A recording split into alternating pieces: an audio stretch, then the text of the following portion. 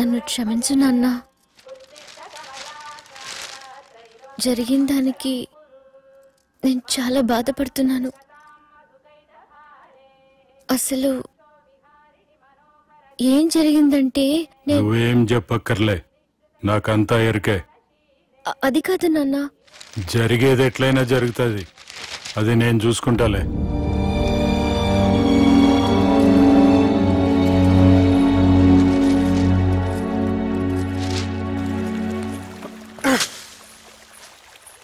మీ నాన్నగారితో మాట్లాడారా? మాట్లాడాను. జరిగిందంతా చెప్పారా? ఆ అవకాశం నాకు ఇవ్వలేదు. అవకాశం ఇవ్వలేదా? మరి ఎంతసేపు మాట్లాడుకున్నారు? చెప్పాలని ట్రై చేశాను కానీ వినిపించుకోలేదు. ఫ్యామిలీ అవతల మాట వినకుండా బతికేస్తున్నారు. కుర్రోడు సన్నగా 6 ప్యాక్స్ తోటున్నాడు కదని వలేసి పెట్టుకోవడానికి నీ నీటిలో చేపను కాదు తిమింగ్లాన్ని అవసరమైతే నవ్వులేస్తాను. మీ పర్సనాలిటీకి ఇలాంటి మాటలు సూట్ అవ్వలే గానీ ఏం చేద్దామో చెప్పండి. మీరేం చేస్తారు? సెన్న నెత్తి మీద రెంటుకుంటే శవా కొట్టిన చివరి బంతిలో అయిపోయింది నా పరిస్థితి. మీ నాన్నతో మాట్లాడు కాదు పోట్లాడైనా సరే తెలుసుకుంటాను. కానీ త్వరగా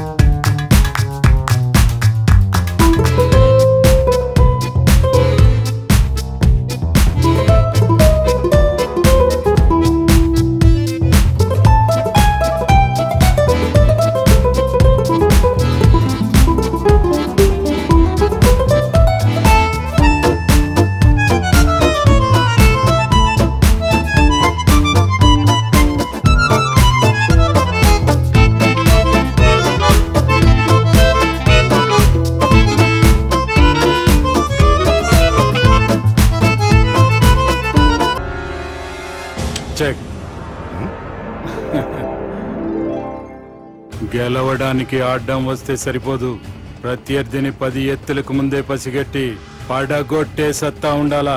ఈ జిల్లాలోనే నిన్ను గెలిచే మగాడు ఎవడున్నాడు బావా? ఆట ఇంక అయిపోలేదు.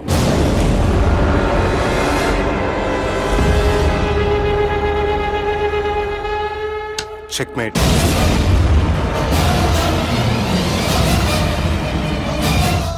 పది ఎత్తుల వరకు ఆలోచించగలరని మీ గురించి మీరే చెప్పారు. 11 ఎత్తు నీ ఆలోచించాను.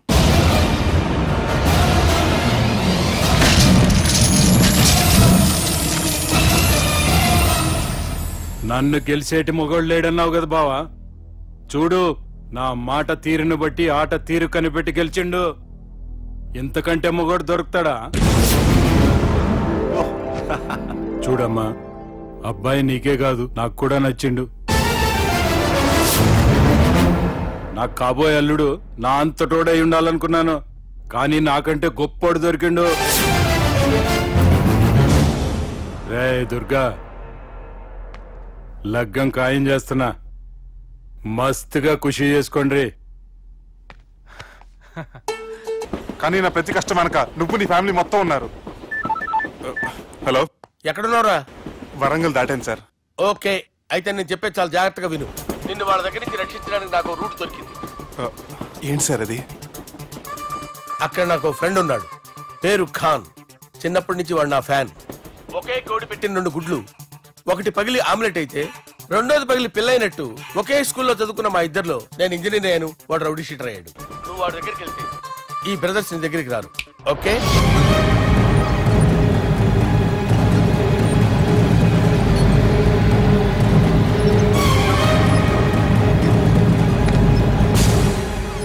నువ్వు మా బాలారాజు గారి దోస్తు అయితే మాకు भी दोस्तू ఆ గలే మిలావ్ గలీజ్ స్మెల్ వస్తుంటే గలేమిల్ అంటాడేంటి? అరే చెప్పు తమ్మి ఏం తీసుకుంటావు? పెప్పు షీనా తమ్ము షప్ప కోకకి కోలానా? నాకే కోలా వద్దు, నా గోల వినండి చాలు. ఇందాంలే తమ్మి, నీ పని ఖతమైనట్లే. ముందు మా బాలరాజ్ గాని కథలు చెప్పు. వాడేమైనా పెద్ద సూపర్ ఫిగర్, వాడి గురించి చెప్పడానికి. నీకొక్క సంగతి చెప్తా. ఆ పుట్టోడు నేను ఒకే కోడి పెట్టిన 2 గుడ్ల లాంటోళ్ళం. తెలుసు సార్, ఆయన కోడి పిల్ల అయితే మీరు ఆమ్లెట్. వాడు అదే చెప్పిన.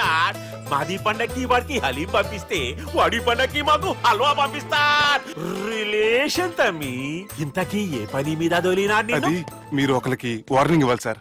అరే వార్నింగ్ ఏంటి తమ్మి, ఏకంగా సంపేస్తా.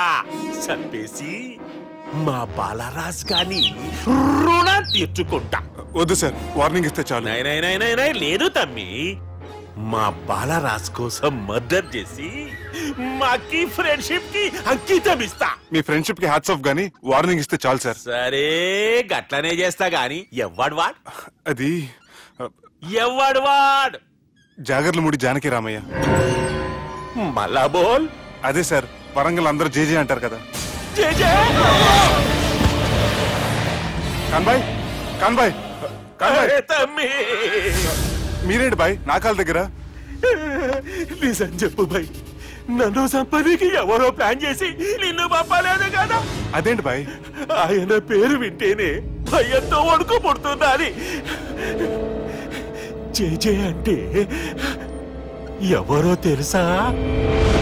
తన అన్యాయాలతో ప్రజల్ని వణికిస్తున్న రుద్రారెడ్డికి ఎదురు తిరిగిన ఒకే ఒక్కడు జానకి రామయ్య. క్రూరుడైన రుద్రారెడ్డి పెద్ద కొడుకును చంపి జైలుకెళ్లిన జేజే రిలీజ్ అయిన రోజది. జానకి రామయ్య రా, నా చేతుల్లో నువ్వు చచ్చే రోజు కోసమే సంవత్సరం నుంచి ఎదురు చూస్తున్నాను.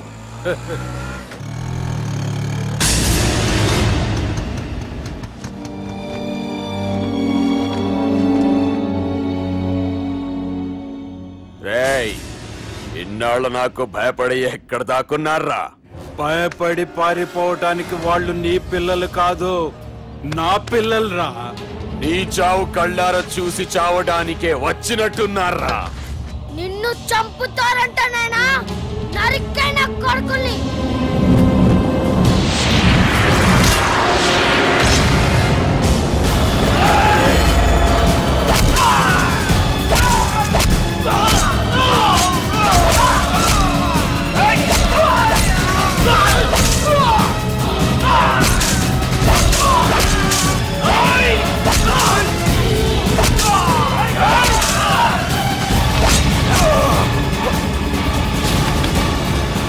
జానకి రామయ్య ప్రాణభిక్షతో ఊరొదిలిపోయిన రుద్రారెడ్డి కొడుకు ఏమైనాడో ఎక్కడున్నాడో ఇప్పటికీ తెలియదు. నువ్వు వీడికొచ్చిన సంగతి కూడా వాళ్ళకు చెప్పద్దు, తెలిస్తే నన్ను తప్పేస్తారు. తమ్మి చిన్న హెల్ప్, ఆ పుట్టి బాలరాజ్ గారికి నాకు ఫ్రెండ్షిప్ కట్టు. వాడు నాకు ఫోన్ చేస్తే వాడి పీక కట్టు.